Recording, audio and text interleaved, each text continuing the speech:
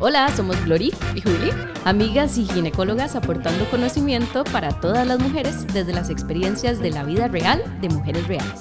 Buenas tardes. Buenas tardes. ¿Cómo estás, Glory? Muy bien, ¿y vos, Juli? Muy bien. Buenas tardes a todas nuestras queens. Por supuesto. Pero más allá de eso, hoy tenemos una invitada súper especial y es la queen de las queens. Las queen de las bis. La queen del BPH. Exacto. Voy a contar una pequeña anécdota. La doctora Mora fue profesora mía 2 veces, ¿verdad? 8 años. Muy bien. Y le encantaba el tema del BPH. Y nos arrasaban los exámenes.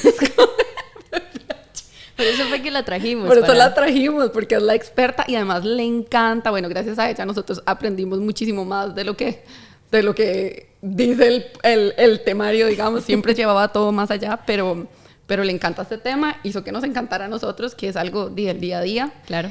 Y que es algo que me moría por sacar este capítulo, porque es algo que la población tiene que saber. O sea, como que se ha vuelto un tema súper cotidiano, pero realmente la gente no tiene mucha información. Claro, por supuesto. Pero bueno, Juli, yo cuando venía para acá venía pensando cómo presentar a la doctora Angie Mora. Pero la verdad es que yo creo que es mejor que se presente ella. O sea, por Dios, que se me va a ir muchas cosas. Así que, Angita, como le decimos de cariño, contanos, ¿quién sos? Primero, muchísimas gracias por invitarme. Qué honor invitarme de primerita a este programa tan chido, que me habría encantado inventar yo. Pero encantadísima de estar por acá. Bueno, presentarme, yo soy ginecóloga, obstetra, soy ginecóloga oncóloga. Ya por aquí dijeron que he sido profesora de estas colegas tan talentosas y exitosas, dichosamente. Para mi fortuna, ahora ellas me enseñan un montón a mí también. Y lo de los exámenes es mentira. No es mentira, es verdad. Yo les preguntaba qué pensaban de, lo cual siempre tiene una nota de 100, porque uno puede pensar lo que quiera de las cosas. Claro. Así es que, bueno, hasta este momento trabajo con cáncer en la mujer y trabajo en el Hospital México ya por bastantes años. En este tema he trabajado por unos 15 años. Así es que he visto muchas mujeres con cáncer, las he visto penar y sufrir y entonces lo que más me apasiona es trabajar en la prevención del cáncer en la mujer y también en el tratamiento de este cáncer, y es lo que más hago, operar pacientes con cáncer y pues detectar tempranamente estos tipos de problemas. Muy bien. Bueno, como para darles una introducción, bueno, ya les dijimos que vamos a hablar del BPH. Siempre que digo BPH, para mí es súper normal, yo BPH, y la gente se queda como, ¿qué es BPH? Sí, total. ¿Qué es el BPH? ¿Qué significan las siglas, empezando por ahí? Virus de papiloma humano. ¿Qué es el virus de papiloma humano? Bueno, es un virus. ¿Cómo se transmite? Virus de transmisión sexual. Porque a veces escuchamos cuentos de, es que me senté en un inodoro, es que me puse unos interiores que no eran míos. Entonces, hay puntos claves que queremos ir dejando en este podcast como educación e información. Es virus de papiloma, virus de transmisión sexual. ¿Qué más podemos decir del virus del papiloma? Ok, si le decimos BPH, pero sí, las siglas son VPH. Es el virus del papiloma. Sí. Colombia, aquí hablamos. Aquí también le decimos así, pero es virus del papiloma humano y lo tenemos lleno de mitos y de tabús, empezando por ahí. Es un virus que, aunque es de transmisión sexual como tal, provoca una enfermedad que no le podemos llamar solamente una enfermedad de transmisión sexual, que es el cáncer de cérvix. ¿Por qué? ¿Por qué no le podemos llamar solo una enfermedad de transmisión sexual? Porque el 80% de la población adquiere el virus de transmisión sexual y no es el 80% de la población que se enferma. Porque tener el virus de papiloma humano no es una enfermedad como tal, es solamente un factor de riesgo. Claro. Y definitivamente no toda la gente desarrolla este cáncer, sin embargo sí mucha gente lo tiene. Así es que eso es lo que queremos como desmitificar hoy aquí. Así es que no voy a profundizar tanto en eso ahorita. No, pero hay algo que dijiste que me pareció súper importante y creo como que lo tengamos aquí para después discutirlo un poco más, pero es el hecho de que por ser un virus de transmisión sexual esto hace como que la paciente y la gente se olvida de todo lo más. O sea, se olvida de que la importancia realmente de hacer un diagnóstico positivo o negativo y de saber qué virus es el cáncer. Entonces, algunas pacientes, solo porque se les dijo que era de transmisión sexual o les da miedo saber que tiene una enfermedad de transmisión sexual, se bloquean, no hacen control, no van a tratamiento, cuando realmente eso no es lo importante.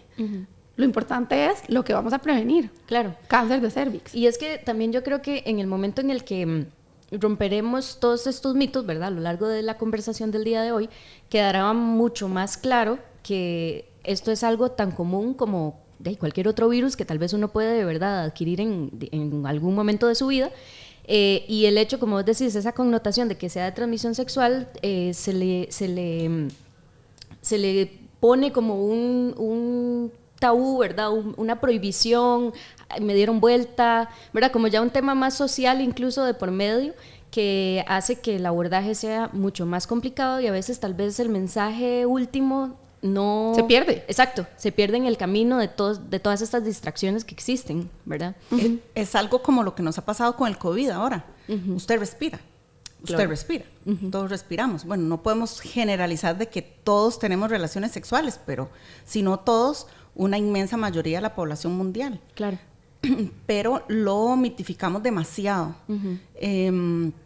No deberíamos, porque con el COVID nos ha pasado que entonces si ya alguien le daba COVID, ya, quién sabe con quién anduvo, sí, a qué fiesta se fue a meter, a dónde fue, ¿no? ¿Verdad? Sí, Era como así, pero quizá no fue nada de eso, o sea, simplemente respiró, vivió. Fue en misa. Vivió, exacto, o sea, lo mismo con el virus de papiloma humano.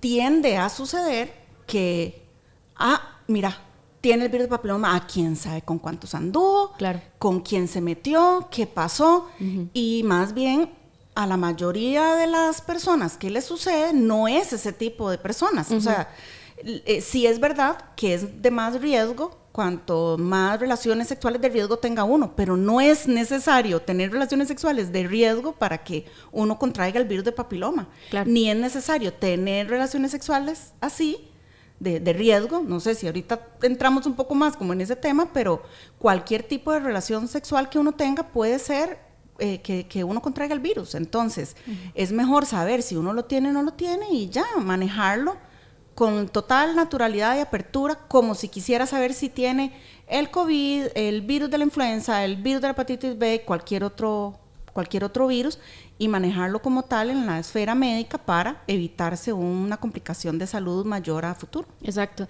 Nosotras en los episodios pasados hemos hablado de crear una cultura de prevención y de querer ir al ginecólogo para uno poder estar en regla, ¿verdad? Con todo lo que le corresponde y no esa cultura del miedo, ¿verdad? De voy porque ya tengo algo malo.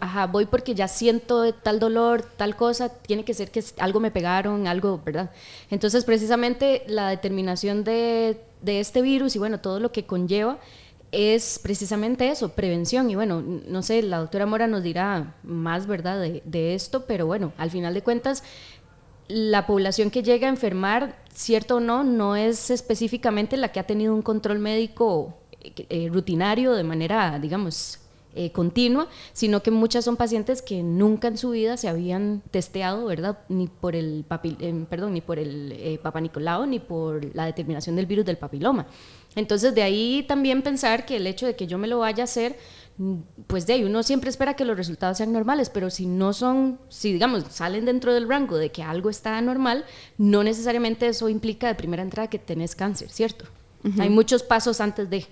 Pero bueno, si quieren para empezar, ya entrando en tema, ¿cómo esta transmisión, cómo se da? O sea, es decir, es transmisión sexual, pero ¿qué implica esto? Bueno, la transmisión del virus de papiloma humano no necesariamente tiene que ser por penetración del pene en la vagina. Eso como para dejarlo clarísimo. Puede ser cualquier transmisión de fluidos. Okay. Eso también para considerarlo desde el punto de vista de las poblaciones que no solamente tienen relaciones hombres con mujeres, sino que puede transmitirse de mujer a mujer, de hombre a hombre. Y esto es importantísimo porque hay que cuidarse desde todos los puntos de vista. Claro. No solamente pensar que porque se usa un condón hay una protección 100%. Aquí el condón sí protege, pero protege, algunas publicaciones dicen entre un 60 y un 80% de protección. Así es que sí es una protección, pero no al 100. Así es que, bueno, esta es una de las principales formas de transmisión. Algunos dicen, bueno, ¿y será que no fue ahí que lo adquirí? ¿Será que me lo transmitió mi mamá cuando nací? Sí está descrita una transmisión de este tipo que se llama una transmisión vertical, pero es súper baja la transmisión. Así es que hay que decir que es por transmisión sexual. Entonces sí, contacto piel con piel de genitales. También. Sí, y fluidos. Y fluidos. Bueno, y hablando del VPH, decimos el VPH, pero es un virus. Ajá, es una familia. Imaginémonos un montón de primos. Entonces, un montón de primos y unos son más buenitos que los otros. Sí, digamos, perdón, que VPH es como el apellido de todos, lo que tienen en común. Sí, ¿verdad? Entonces, los médicos tendemos a ponerle a todo nombres y números. Sí, en este caso fue números. En este caso fue números. Entonces, hay unos números que lo que provocan son verrugas genitales. Ahí es como algo muy visual. La paciente o el paciente puede verse unas protuberancias en los genitales, puede ser en la vulva, puede ser en el pene o en las zonas genitales, así como en el monte de Venus, en las ingles o incluso como en los glúteos, y eso serían verrugas genitales. Bueno, esas verrugas, aunque no se relacionan con cáncer, esas verrugas sí son por virus de papiloma humano, pero casualmente de los primillos buenitos, por decirlo así. Pero sí que puede ser que si ya adquiriste una verruga, puede ser que tengas también de los otros virus, o no necesariamente tiene que tener una verruga, puede tener los otros tipos de virus, los que ya no son tan buenitos, sin necesariamente nunca haber tenido verrugas. Así es que no es garantía nunca haber tenido verrugas para tener esto. Llegan muy alarmadas las pacientes con las verrugas a la consulta, ¿cierto? Todas hemos tenido pacientes así. Sí. Y se pueden prevenir, y ahorita vamos a hablar de eso también.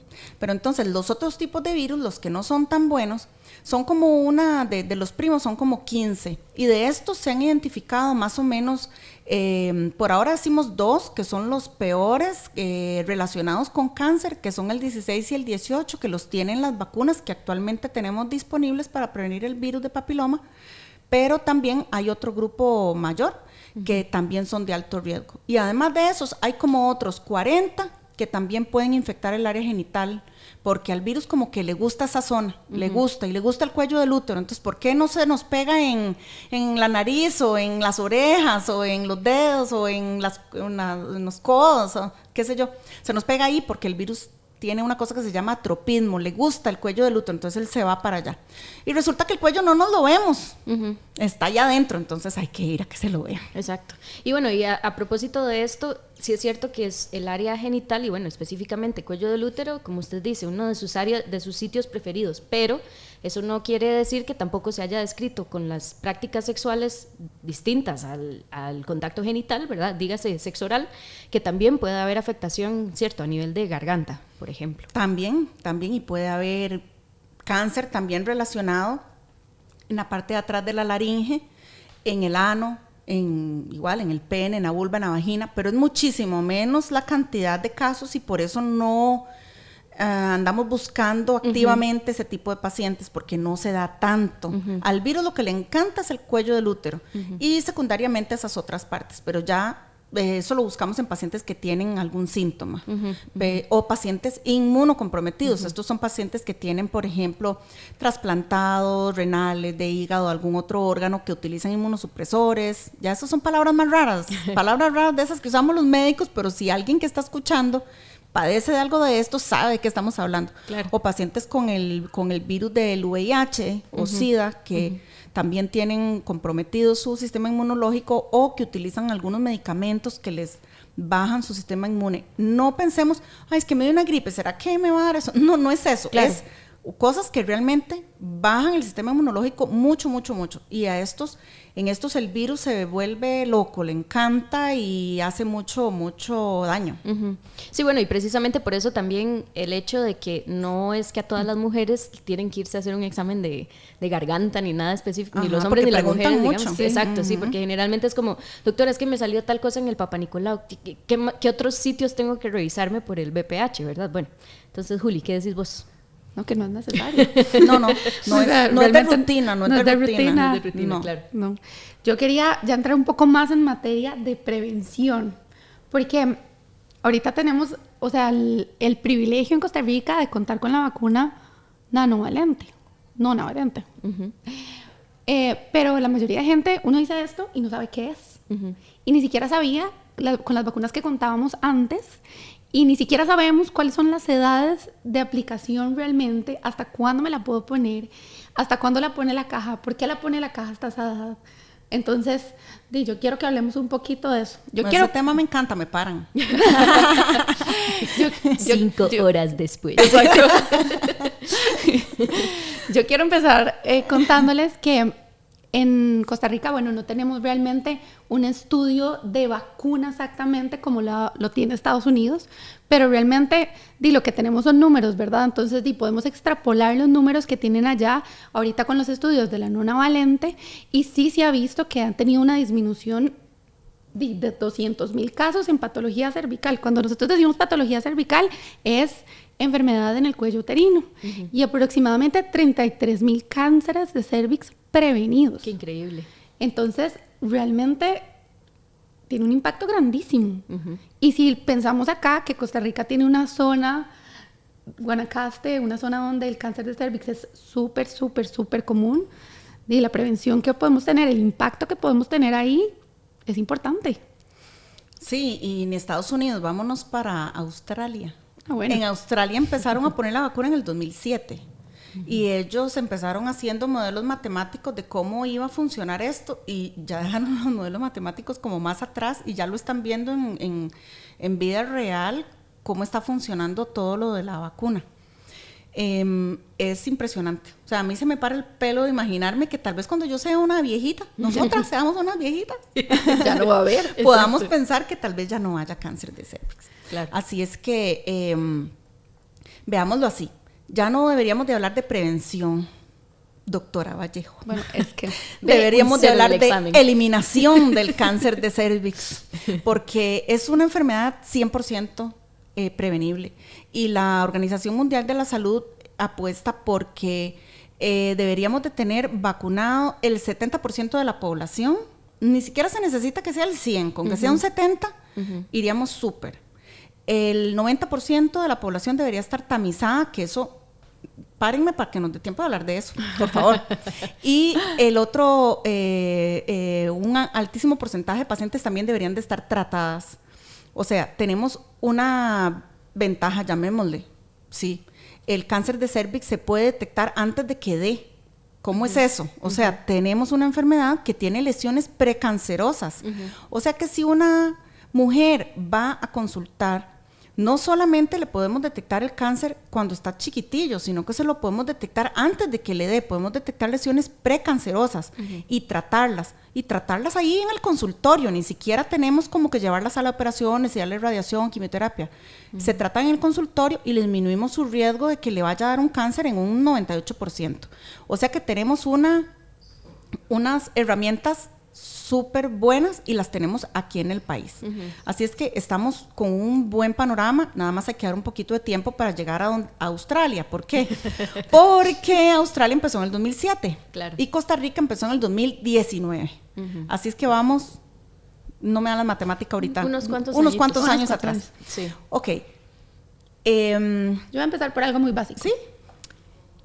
¿A nos vacunamos? Porque este programa obviamente está enfocado en mujeres, pero siempre hacemos la invitación al público masculino que más que bienvenido a aprender. Y creo que este tema es muy importante, les concierne a ellos también, porque la vacuna del virus del papiloma no es solo para nosotras. No, la vacuna de hecho debería de ser para todas las personas, dígase a género neutro le llamamos, desde los 10 años en adelante, Si no han cumplido 15, se ponen solamente 2 dosis, a los 0 y 6 meses. ¿Eso qué significa? El día 0 es el primer día que se pone la vacuna, el día que sea.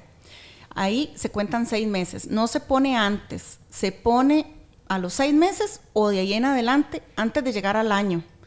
Y así va a lograr un esquema completo. Listo, ahí cumplimos cuando no han cumplido 15 años. Importante decir que si se la ponen antes, no sirve. Hay que hacerlo después porque el cuerpo no ha tenido el tiempo para tener la reacción inmunológica de que para que la vacuna nos sirva, ¿verdad? Porque muchas veces la paciente me pregunta, no, entonces me la pongo antes porque no tengo chance. Y uno, no. No, entonces espérese un poquito más, no importa que se la ponga a los 7 o a los 8 meses. El punto es que sea 6 meses, pero no más de un año. Ok, si ya tienen más de 15 años, son 3 dosis, a los 0, 2 y 6 meses. Aquí hay que dar como un refuerzo más a los 2 meses porque el sistema inmunológico es mucho más activo cuando uno tiene menos de 15 años. Y además es lo ideal ponérselo antes de 15 porque sería lo mejor no haber tenido contacto con el virus antes de vacunarse. Claro. Así es que, bueno, si podemos, si quisiéramos parar el podcast aquí ya lo podríamos parar porque este es el mensaje más importante.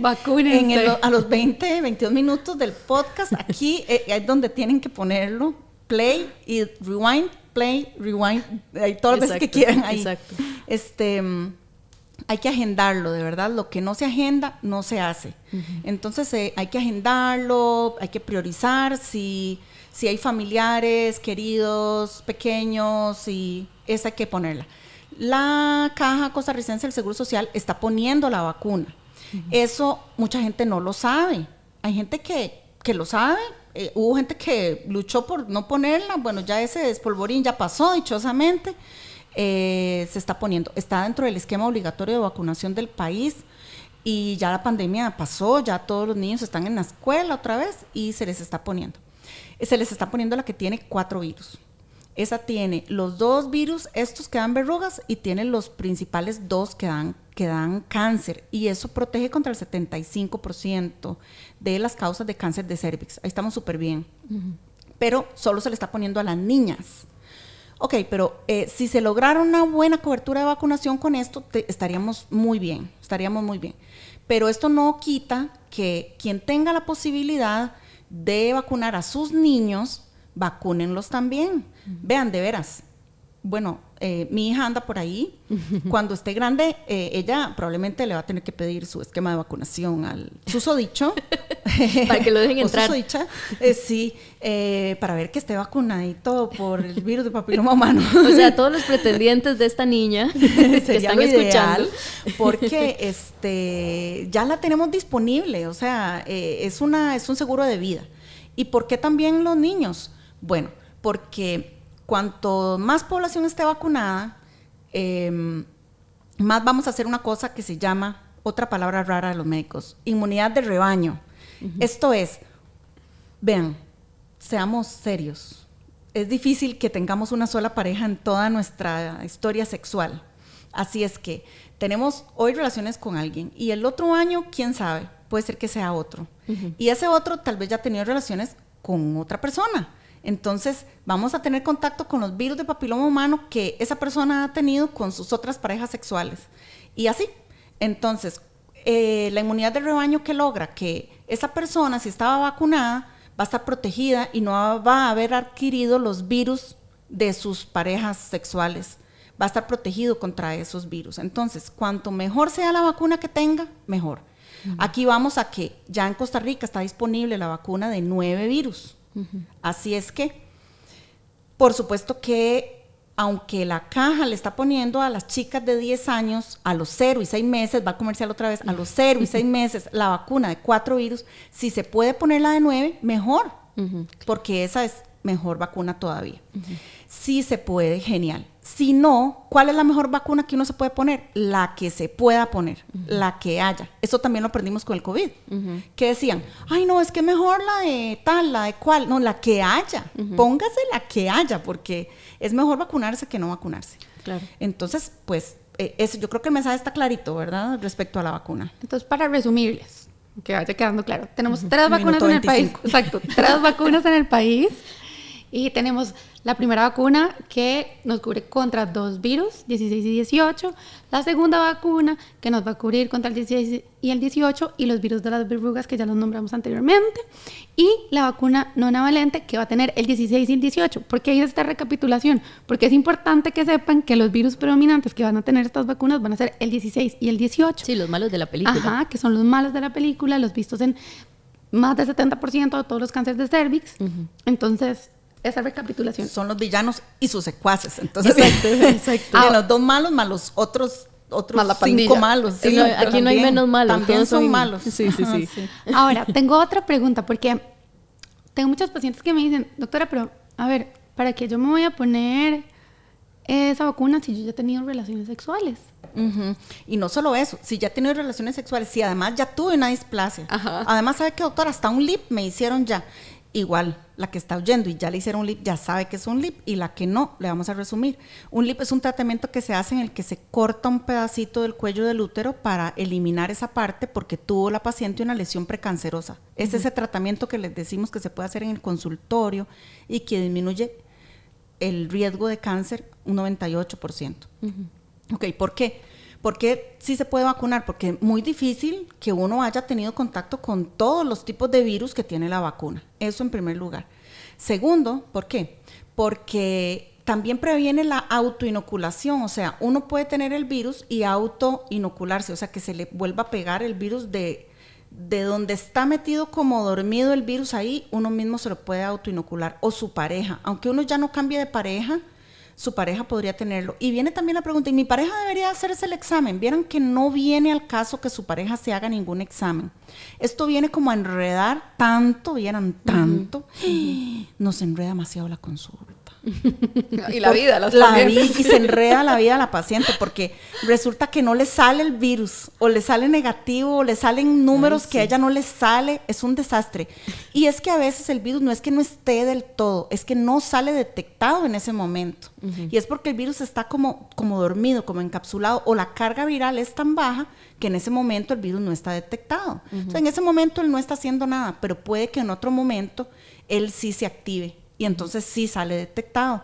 Y es por esto que también a veces las pacientes sufren porque dicen, pero doctora, yo he estado muchos años con esta misma pareja, ¿esto qué quiere decir? ¿Será que me dio vuelta recién? ¿Cómo pasó esto? No, uno no les sabe explicar esa parte, o sea, de verdad, no nos pidan que les expliquemos esas partes porque no podemos, o sea, de verdad ustedes saben más que nosotros. Claro. Nosotros vamos a la parte muy médica, meramente médica.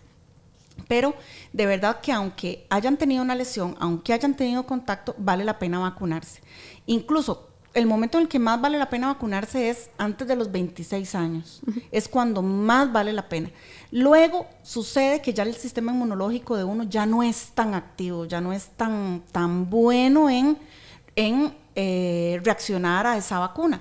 Sin embargo, no está contraindicado vacunarse. Bueno, a la vacuna le quitaron el tope. Primero a 25 años, a 45, y ahora no hay tope para la vacuna, edad para ponérsela. Cualquiera se la puede poner, porque depende qué tanto factor de riesgo tengo. Eso hay que discutirlo con el médico. Qué tanto factor de riesgo tengo, en qué trabajo, qué hago, incluso los trabajadores de salud, los que más contacto estamos en esto, deberíamos de estar vacunados, etcétera. Claro, perdón, precisamente eso era la siguiente pregunta, como para que quedara bien claro. No existe una edad límite para vacunarse, ¿cierto? Exactamente, no hay ya. Y bueno, otro comentario que yo quería hacer precisamente de esto mismo, del tema de la vacunación de niñas.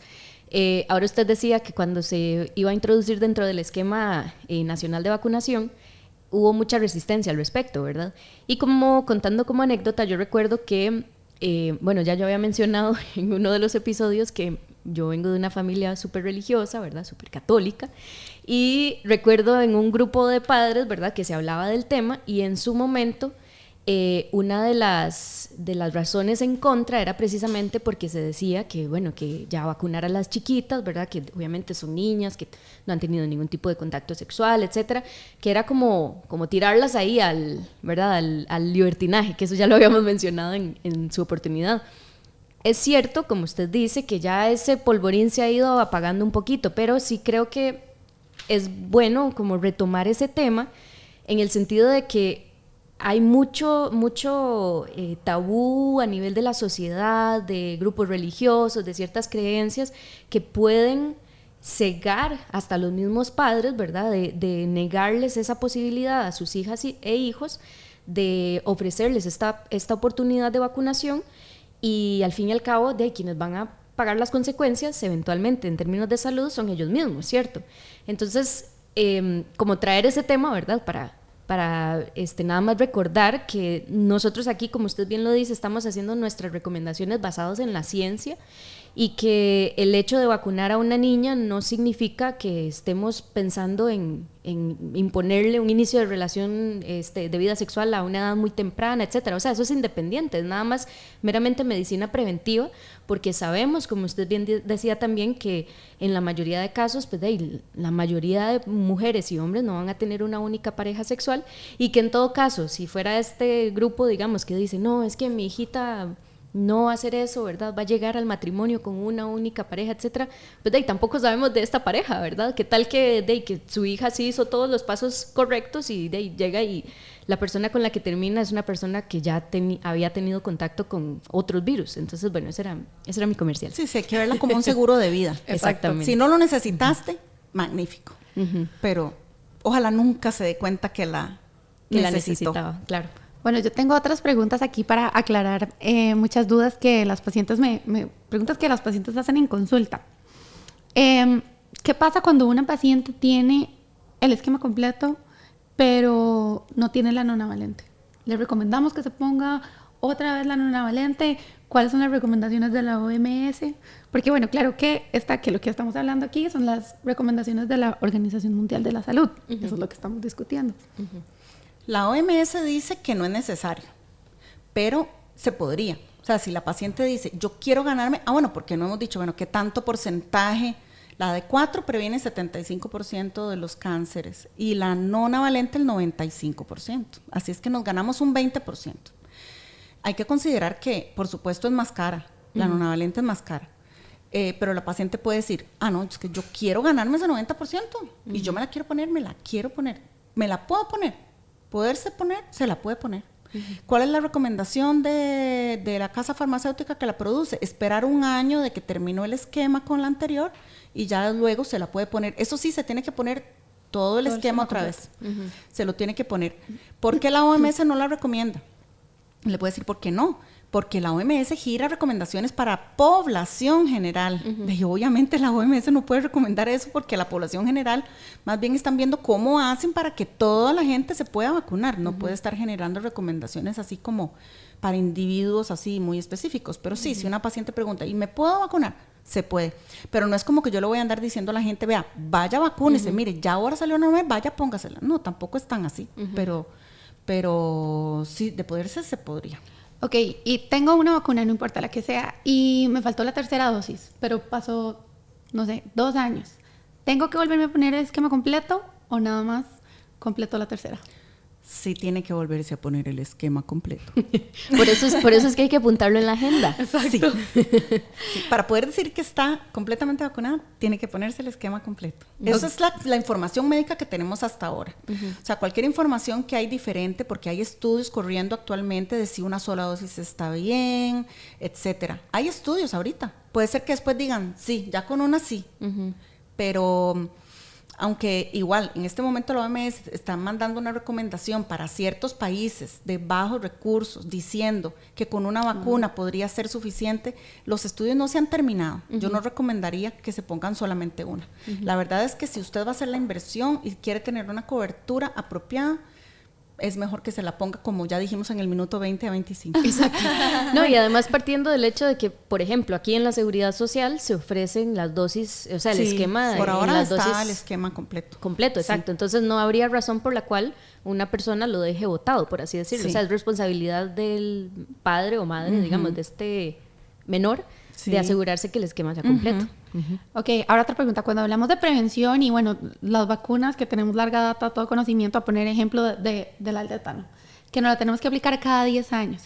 Cuando preguntamos por cuántos años nos cubre la vacuna del papiloma, ¿qué podríamos decir? Por ahora no han dicho nada que se requiera refuerzo. Al parecer no. Esa es la información que se tiene por ahora. Ok, ¿debo hacer algo previo a la vacuna o después de la vacuna? Porque muchas veces me preguntan, ¿me tengo que hacer un BPH previo a la vacuna?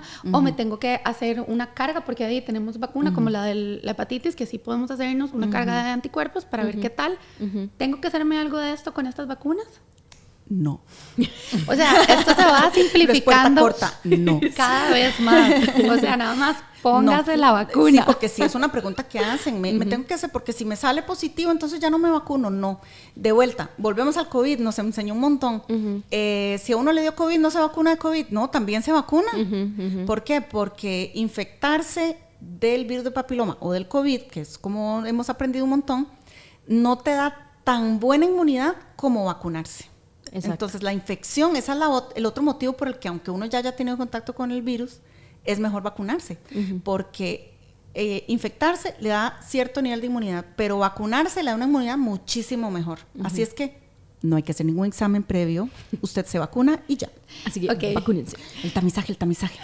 Ahora, hablando del COVID, muchas pacientes me preguntan, bueno, doctora, y no sé, mi hija o yo necesito ponerme esta vacuna y necesito ponerme la del papiloma. ¿Me las puedo poner juntas? Generalmente sí, excepto la del COVID, que por ahora solo hay que ponerla solita. Okay. Pero esta sí se puede poner con otras. Nada más es diferente sitio de aplicación. No se la ponen en el mismo lugar, sí, por favor. Pero sí, se puede. Otra pregunta también frecuente. Pacientes embarazadas que en su primera cita de control prenatal se les hace el Papá Nicolau. Y que digamos que el Papá Nicolau salga con X alteración, que se corrobore por colposcopía, etcétera.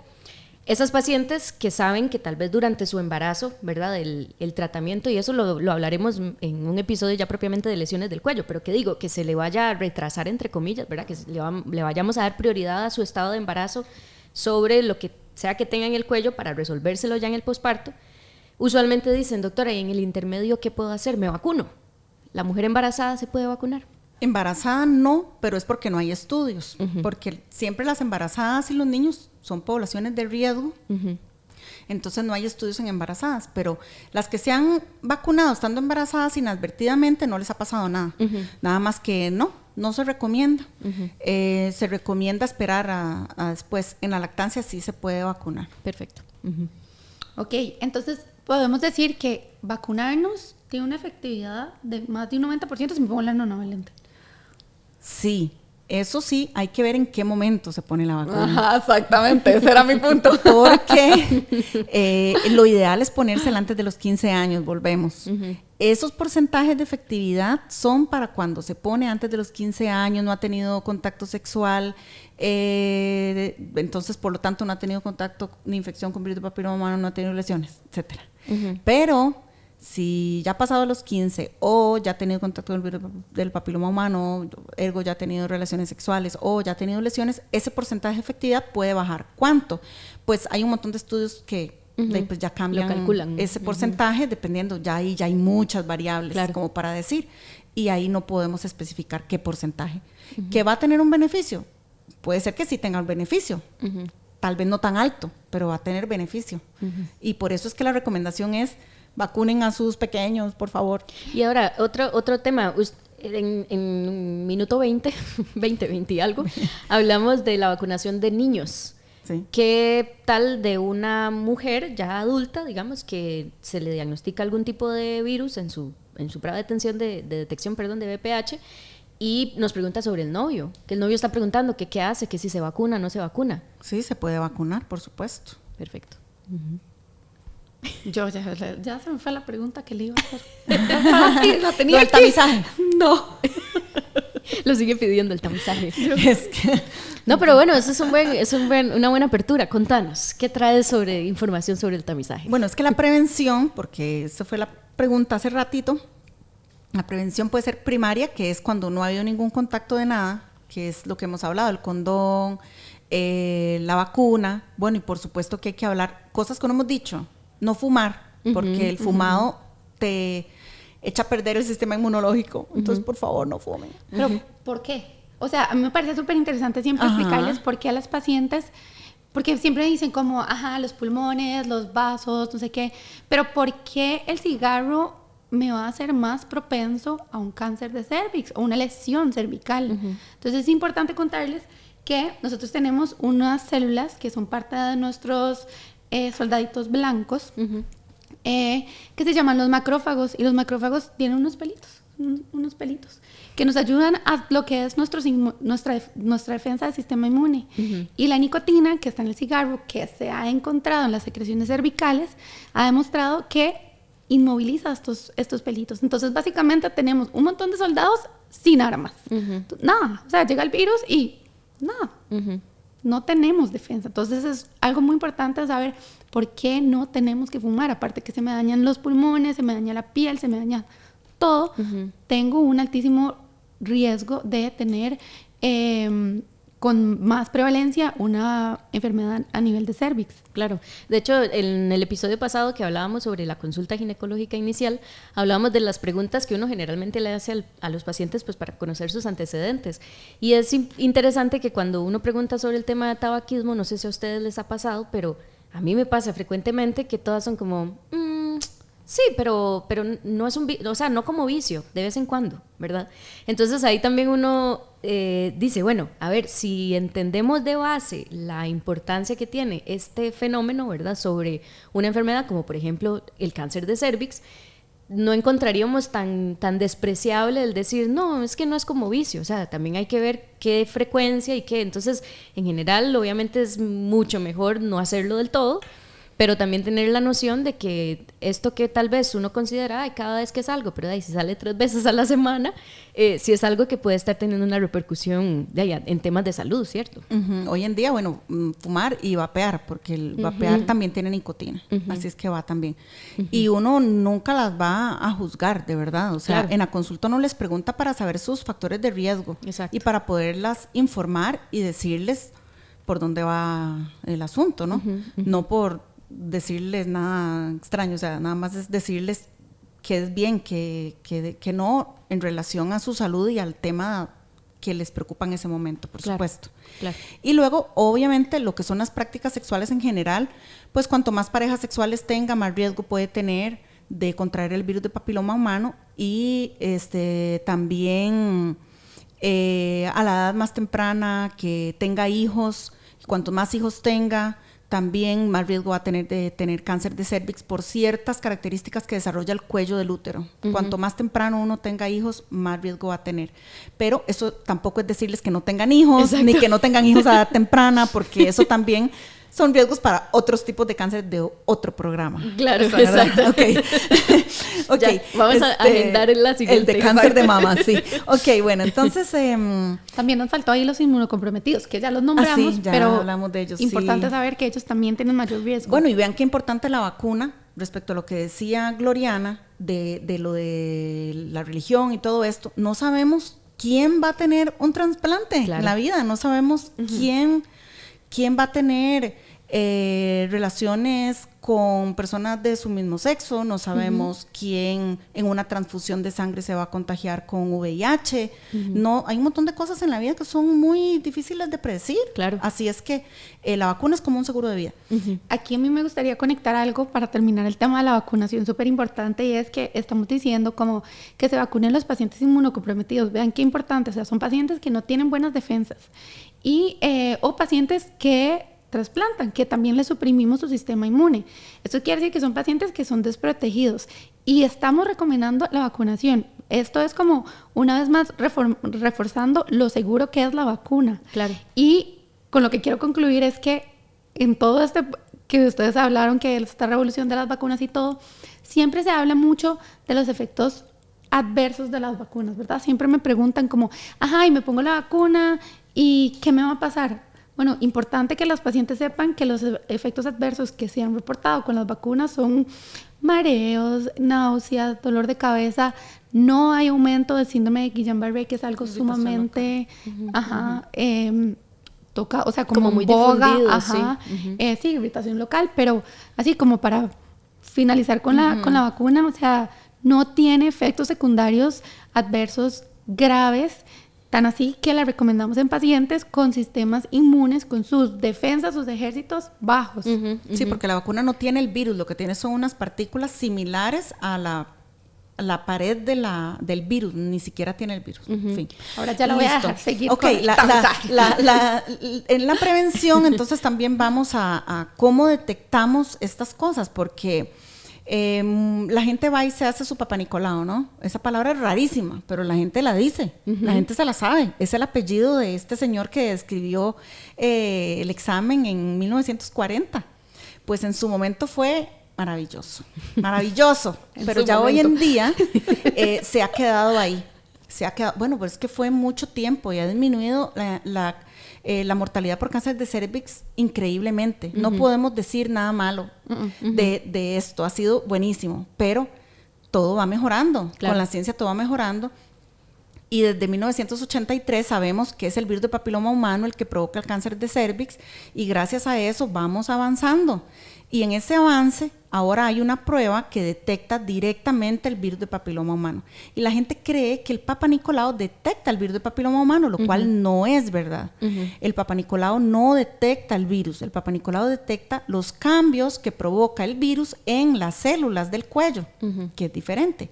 Y este Papá Nicolau son unas celulitas que las ve un técnico, a veces las ve un médico, no siempre, y es algo muy subjetivo. O sea, yo esa misma lámina se la doy a esta persona, perdón, pero esto van a ser unas revelaciones un poco los trapos sucios. Eso es como una foto. Sí. Se muestra una foto de una amiga y a gente le parezca bonita, a gente le parezca fea. Muy bien. Bueno, sí, no sé. Bueno, tal vez tan así, no tan así. Bueno, sí, es un poquitito más estandarizado, pero y bonita. Pero le doy la lámina a varios citotecnólogos, a 100. Y de los 100, no los 100 van a dar el mismo diagnóstico. Puede ser que un porcentaje, un 5% diga que está alterada y que un 5% diga que no es valorable y que un 90% diga que está normal. Bueno, digamos, por poner un ejemplo. Pero la misma lámina se la doy a ellos mismos, se la doy un año después y las personas cambian su diagnóstico. Entonces no es tan reproducible, no es tan exacto. En cambio, ahora tenemos la prueba del virus de papiloma humano y eso es un diagnóstico molecular. Esto es ADN o ARN del virus y es una máquina que va y toma la muestra, que por cierto se toma también del cuello del útero, no es un examen de sangre, sino que se toma igual que tomar un Papá Nicolau, y esta máquina dice si hay o no hay cierta carga viral del virus, y así es como nos dice si se detecta o no el virus. Ok, que esté el virus no quiere decir que la paciente está enferma, no quiere decir que tiene una lesión, eso, ojo, porque no quiere decir eso. Pero esto es como el siguiente paso, y esto no es reciente, esto tiene ya tiempo de que se está haciendo así, pero deberíamos de dar ya el paso a que el tamizaje ya no sea para todas Papá Nicolau, sino que sea más de hacer esta prueba y solo si esta sale alterada, hacer el Papá Nicolau. Y esto está así como súper, lo estoy diciendo súper resumido porque ya vamos retarde. Claro. Yo creo que nada más para aclarar un concepto que es básico, la diferencia entre tamizaje y diagnóstico, ¿verdad? Tamizaje, la prueba que nos va a decir de toda la población cuál puede tener un riesgo más aumentado de tener cierta condición, y las pruebas diagnósticas ya las que definitivamente de ese grupo que sacamos nos corrobora, nos confirma, ¿verdad?, que existe X alteración, porque eso es importante porque siempre, ¿verdad?, existe la duda de por qué razón, por ejemplo, y esto se lo tiro a la experta, ¿qué pasa, por ejemplo, si me hicieron el Papá Nicolau y el Papá Nicolau salió normal, pero me salió el virus del papiloma alterado, ¿verdad? Entonces siempre existe como la duda, pero entonces, o sea, el Papá Nicolau, ¿qué? ¿No sirvió o me dieron el resultado de otra paciente o qué? ¿Verdad? En eso siempre yo le hago una cuadrícula a la paciente y le digo, vea, eso no lo podemos ver en blanco y en negro, sino que tenemos 4 resultados y los 4 son dependientes entre sí y muy importantes. La prueba del virus, el Papá Nicolau, la colposcopía, que ya la doctora Arroyo mencionó ahora, y la biopsia, que hacemos una biopsia, que así es el diagnóstico. No necesariamente por tener alterados los 2 primeros, quiere decir que uno tiene una enfermedad. Eso es solamente el inicio. Igual que con el Papá Nicolau. Uno se hace el Papá Nicolau y lo que lo mandan es a ver si tiene algo. Igual con la prueba del virus. Pero como como aclarar aquí que estamos desmitificando. Que uno se vaya a hacer la prueba del virus no quiere decir, o sea, que te salga alterada la prueba del virus no es peor que te salga alterado el Papá Nicolau. No es peor. Y esto no es igual a que tengo cáncer. Tampoco, ni que te va a dar. Es solamente un factor de riesgo. Yo hoy en la mañana le decía a la doctora Vallejo, vea, el miedo te ayuda a identificar amenazas, pero debes preocuparte solo de amenazas reales. Si por miedo no buscas información, puedes transformar tu miedo en un riesgo real y no tomar acción al respecto. Bueno, eso no lo dije yo, eso lo dijo un estoico de hace tiempos. Yo decía que qué profundo. No, eso lo dijo un estoico hace muchos cientos de años, antes de Cristo incluso. Pero sí, a veces le tenemos miedo al virus y ya. Entonces no queremos ni saber siquiera si lo tenemos o no lo tenemos, o y ahora qué voy a hacer y si lo tengo qué. No, pues para eso estamos los profesionales, para explicarles, sacarlas de dudas, hacerles los demás exámenes que hayan necesarios, y no para que se sientan ni sucias, ni cochinas, ni maten al marido, ni se divorcien, ni nada, porque montones de gente que anda ahí en la calle tiene o ha tenido el virus de papiloma, pero el 90% de esa gente elimina el virus con su sistema inmunológico. Por eso insistimos en el sistema inmunológico, porque para el virus no hay tratamiento, sino para las lesiones que el virus provoca.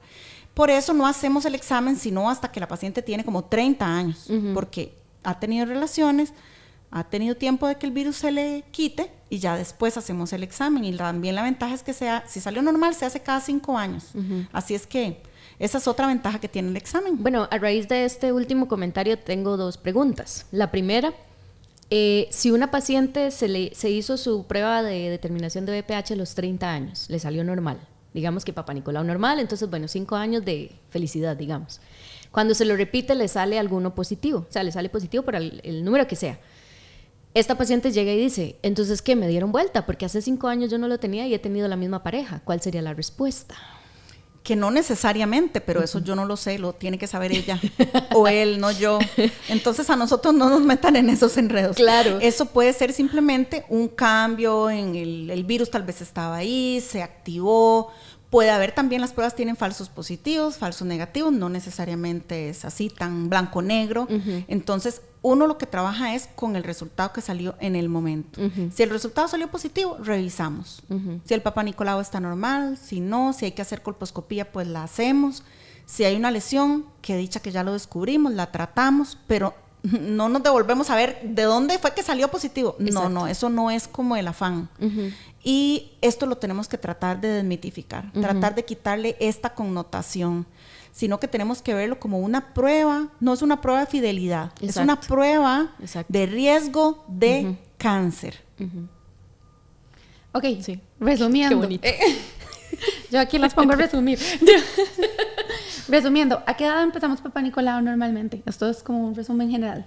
Normalmente la ley nacional, que data del 2006, dice 21 años. ¿Cada cuánto deberíamos hacer Papá Nicolau? Cada 2 años, según la ley de Costa Rica actual. Aunque hemos visto muchos cambios de un año a otro en pacientes, ¿verdad? En la clínica. Pacientes que se han hecho Papá Nicolau 1 año y llegan al otro año, han tenido cambios. Esas son preguntas normales, como tengo una mamá que ha tenido cáncer, tuvo un Papá Nicolau normal el año pasado. ¿Qué les podemos decir a los pacientes en ese momento? Es que el Papá Nicolau, como les digo, pues no es perfecto. Ningún tamizaje es perfecto. A eso voy. Ningún tamizaje es perfecto, pero eso no quiere decir que tengamos que hacerlo ni cada 4 meses, ni cada 6 meses. Ni Ajá, sí, no, total. Lo que hay que tratar es de hacerse el mejor tamizaje posible. Y ojalá hacerse la prueba del virus sería lo mejor. Si ya estamos en edad y podemos hacerlo, lo mejor es hacer la prueba del virus. Y yo tengo fe también de que el país vire a ese tipo de prueba. Y ojalá con iniciativas como esta tan divina, más gente se dé cuenta de que hacia allá vamos. Claro. De que ese es el camino y que nada más hay que quitarle esos tabús y estas cosas y que empecemos a entender de que hacer ese examen es por salud, por prevención, y que hacerlo muy seguido también. El problema es que cuanto más seguido uno se lo haga, por ejemplo, hay mujeres que van y se hacen colposcopía todos los años por mucho miedo. Vean, esto no. Los tamizajes también pueden hacer daño y esto es algo que también quisiera exponer aquí. Todos los tamizajes hacen daño. Las mamografías también hacen daño. Las colposcopías hacen daño. ¿Cómo? si te encuentran una displasia leve en una colposcopía que no te salió en el Papa Nicolau, no digas, ay, qué dicha que me la descubrieron y no me había salido en el Papa Nicolau. No, qué tirada que te la descubrieron, porque vieras que una displasia leve no es una lesión precancerosa. Y resulta que ahora te van a hacer biopsias, tratamientos en el cuello y cosas que quizá no necesitaban. No, que no necesitaban realmente, porque esa lesión no es precancerosa. Las lesiones precancerosas son las que llamamos de alto grado y que popularmente la gente todavía les dice displasia moderada, displasia severa. Por eso ya ese término no se utiliza a nivel médico, pero nosotros lo seguimos utilizando porque la gente como que maneja más esas palabras, pero se llaman lesiones de alto grado. Las lesiones de bajo grado no se consideran precancerosas. Pero sí, hemos tenido pacientes que se salen incluso de los rangos del tamizaje con cáncer. Lo hemos tenido. Entonces, ¿qué hay que hacer? Aunque tengas un Papa Nicolau normal, si tenés sangrado con las relaciones sexuales, un sangrado normal, si tiene un flujo que le huele feo, que no resuelve, si tiene de la regla descontrolada, sí, qué raro, no, a pesar de que, no sé, está usando pastillas o algo así, tiene que consultar y alguien le tiene que poner un espéculo, por favor. O sea, que alguien le vea el cuello, porque desafortunadamente les mandan pastillas, les mandan vitamina K, les mandan Depo-Provera, no les ven el cuello. Alguien les tiene que poner un espéculo adentro de la vagina y les tiene que ver que no tengan nada ahí que les esté sangrando. Segundo, un ultrasonido, no al revés. No primero un ultrasonido y luego un espéculo, eso está mal, porque a veces hacen eso. No, hay que ver adentro de la vagina con un espéculo, porque si tiene una lesión sospechosa, visible así, a ojo pelado, hay que tomar una biopsia. Y si no tiene nada, pues bueno, seguimos buscando, pero si la tiene, aunque tenga Papa Nicolau normal, hay que revisar más, porque ningún tamizaje es perfecto. Puede pasar que el Papa Nicolau salga normal, porque incluso el cáncer puede dar celulitas que se ven como fantasmitas y no necesariamente es que está mal tomado, es que se ven como fantasmitas así y donde se ponen en la laminita salen normales y no es perfecto. Bueno, de hecho ya ha pasado, ¿cierto? Pacientes que tienen un cáncer invasor y que el Papa Nicolau le sale normal, digamos, precisamente por este fenómeno. Pero bueno, ahí es donde también obviamente juegan otros factores de que obviamente ya en un cáncer más avanzado, pues clínicamente uno lo podría detectar, ¿verdad? Sí. Muy bien. Algo que sí yo pienso importante también es que cuando hablamos de todo esto, de los temas, ¿verdad?, del cuello del útero, dos factores que las pacientes siempre mencionan. Doctora, ¿y por qué nada más no me quitan el útero? Eso es algo, ¿verdad?, frecuente. Entonces creo que también eso va de la mano con el tema de evitar valoraciones excesivas sin ningún tipo de orientación médica, ¿verdad? Y creo que aquí también va el asunto de esto de la determinación del virus del papiloma humano, idealmente, y bueno, yo digo que sí, idealmente hacerlo de la mano de un profesional que le esté guiando su forma de tamizarse, no nada más porque usted dijo, ay, escuché este podcast, tengo 22 años y voy a ir al laboratorio X a hacerme el BPH. Eso es muy importante. Sino que, porque bueno, después salen resultados anormales y cómo se come eso, ¿verdad? Entonces... Y que en el laboratorio puedes encontrar, te venden la prueba para hacértela en la casa del BPH. Exacto. Todavía no está bien estandarizada esa prueba que hay disponible acá. Y llegan con el resultado y entonces el que se encuentra en problemas es uno, como, ¿qué hago con ese resultado? Así que bueno, chicas, no sé si para ir cerrando podemos yo siento que nos faltó mucha tela por cortar, pero definitivamente vamos a volver a invitar a la doctora Mora porque este tema se las trae. Claro. Son demasiadas preguntas que podemos responder a toda la audiencia, que es información vital como mujer. Todos los días debemos estar aware de qué es lo que me va a pasar, qué es lo de qué me tengo que cuidar, cómo puedo prevenir. Entonces definitivamente nos queda pendiente otra vez, ya la estoy comprometiendo. Preguntas y respuestas. Exacto. Parte 2. No, y es curioso porque bueno, uno de verdad que yo creo que se va a convertir como el eslogan del podcast, es que la información es poder, ¿verdad? Entonces eso es lo que queremos, dar herramientas, dar datos que sean prácticos para que todas lo interioricemos y que entonces sepamos cuál es el paso a seguir, ¿verdad? Así que bueno, ya para cerrar, no sé, doctora Mora, usted 3 puntos que considerarían sí necesarios que todas las que están escuchando esto se lleven de mensaje de hoy. Vacúnense. contra el virus de papiloma humano o a los más pequeñitos que tengan en la casa, 0, 2 y 6 meses o 0 y 6 meses si tienen menos de 15 años. Y ojalá pregúntenle a su médico si hace la prueba de virus de papiloma humano cuando vaya a la consulta. Muy bien, excelente. Bueno, muchas gracias, doctora, por estar aquí, por venir a estar con nosotras esta tarde tan bonita. Un placer. Sí, no, demasiadas gracias por sacar de su agenda tan ocupada. Y bueno, esperamos seguir teniendo invitados de tanta calidad en los siguientes episodios. Así que bueno, un placer para las dos y que tengan buenas tardes o noches, no sabemos dónde están.